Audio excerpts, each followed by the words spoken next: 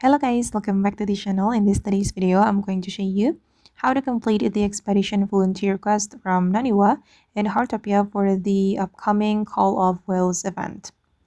Okay, let's get into it guys. I'm going to open up my watch and show you the Expedition Volunteer Quest.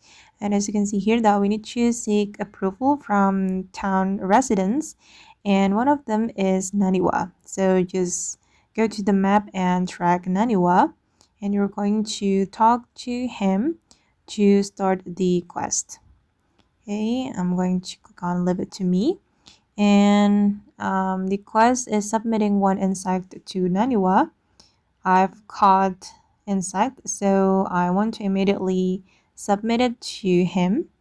I'm gonna pick this insect, and after that we'll get the approval. Okay, done.